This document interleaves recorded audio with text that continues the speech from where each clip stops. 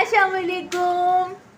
अस्सलाम वालेकुम my YouTube family, क्या हाल है। उम्मीद है आप लोग ठीक होंगे। अल्लाह का लाख लाख शुक्र है, हम लोग भी ठीक हैं। तो आज मैं अपने पोते को याद कर रही हूँ।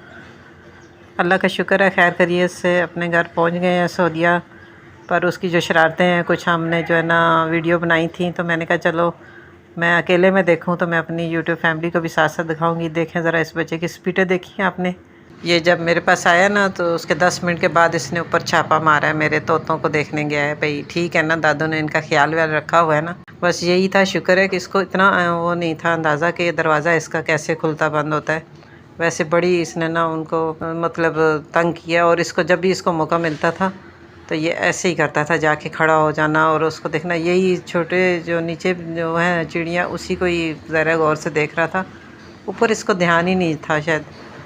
और ये बार बार ऊपर की तरफ जाता था, हम लोग समझ ही नहीं पाते थे कि भाई इसको क्या है। इसको ये नहीं पता कि इसको तोते बहुत पसंद हैं। जो इसको दादा को बिल्कुल नहीं पसंद, वही हमें पसंद है। तो ये बड़े गौर से देखता था भाई इनको कैसे बंद किया हुआ है।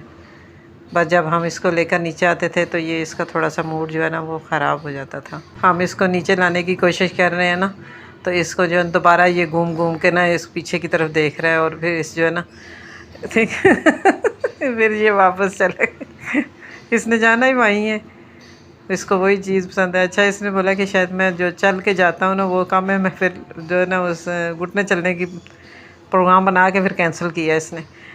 अच्छा, जब ये जाने वाले थे ना उन दिनों में 1-2 दिन हो गए थे, गर्मी भी काफ़ी ज़्यादा हो गई थी। ये वापस उतरने का तरीका देखें, बड़ा ही डेंजरस है इसका ये तरीका ये तो चलो दिन के टाइम जब आया ना उस वक्त, तो रात के टाइम जब जा रहे थे मुझे मिलने के बाद, तो हम लोग सारे अंदर बैठे गपशप कर रहे हैं। पर इसने ना ऊपर जाके तो यहाँ पर एक छोटी सी हमने ग्रिल लगाई हुई है ताकि बच्चे जो है ना इस तरफ से गिरे ना। तो ये मतलब है होती तो हवा के क्रॉस के लिए, पर बच्चों ने इसको एंजॉयमेंट के लिए बनाया हुआ है। तो रात के 10 बजे भी जो है ना इसने जाके अंधेरे में ऊपर चला गया और वहाँ जाके दादा दादा दादा किया। तो मैंने इसके चाचा को बोला, मैंने कहा चले जाओ, लगता है अजलान पहुँच गया 2nd फ्लोर पे। फिर मेरा बेटा कहता है अम्मी बिल्कुल लाइटें भी बंद थी, अंधेरे में भी चला गया। मैंने कहा चलो शुक्र है, ना डर बच्चा है, माशाल्लाह बहादुर बच्चा है। इसके नाम का मतलब भी बहुत प्यारा है। फिर उसके बाद हमारी यही कोशिश थी कि जब भी ये लोग आए ना तो हम इनको फ़्रूट की जो है ना ज़्यादा से ज़्यादा मकदार दें। मैं सऊदीया गई थी, बहुत महंगा फ़्रूट है वहाँ।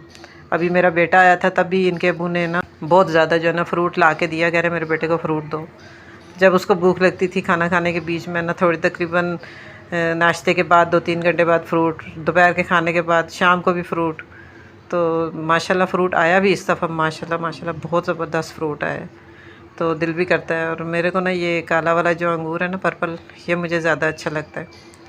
आपको मैंने बताया था एक टिप्स थी कि जब आप गर्मा यूज़ करते हैं ना तो सारा गर्मा एक साथ यूज़ नहीं होता। तो आधा जब रखना होता है और आधा यूज़ करना होता है ना, तो जो बीज होते हैं ना इसके, वो इसके अंदर ही रहने दिया करें। तो आपका गरमा जो है ना बेशक एक 2 दिन 3 दिन 4 दिन तक जब तक फ्रिज में रहेगा ना, वो कभी मतलब कड़वा नहीं होगा उसका फ्लेवर। ये चचा भतीजा दोनों लगे हुए हैं। लैपटॉप ऑन किया हमने, उसके बाद जो इसने इतना इस बच्चे ने तंग किया हमें कि भाई लैपटॉप मेरा है। तो फिर हमने फ़ौरन ही खामोशी से लैपटॉप बंद कर दिया। मैंने कहा चचा की पढ़ाई सारी इसी पर ही है। तो उसके बाद जैसे ही हम लोग फ़ारिग अभी हुए ही नहीं थे काम से, तो फिर हमारा ऑर्डर आ गया।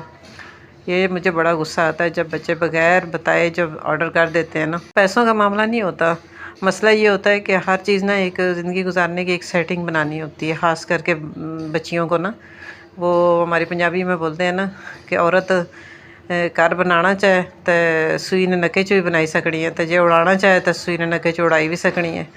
ये जब से एटीएम कार्ड, और ये मैं तो कहती हूँ मैं इनके ख़िलाफ़ हूँ बिल्कुल कि दराज, और ये एटीएम कार्ड जब से आए ना कोई सेविंग नहीं होती बच्चों के पास। ज़रा से पैसे जमा होते हैं, कोई ना कोई उल्टा सीधा ऑर्डर करके बैठ जाते हैं।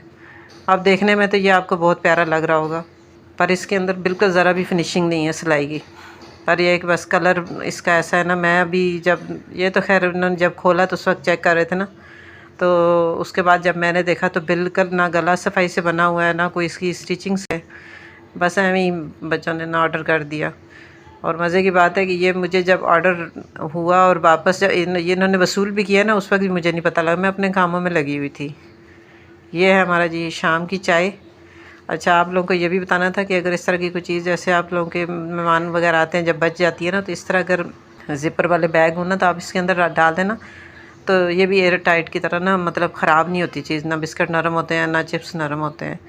तो ये मेहमानों के लिए जब आई थी चीज़ तो बच गई थी, तो मैंने ऐसे सेव कर ली। फिर शाम की चाय जो है ना, मेरा बेटा जो है ना, उसके गले से चाय उतरती ही नहीं है नीचे जब तक उस चाय के साथ कोई चीज़ दी ना जाए। वैसे ग्रोसरी में जब करने जाती हूँ तो बिस्किट वगैरह ख़रीद के लाती हूँ, बॉक्स वगैरह।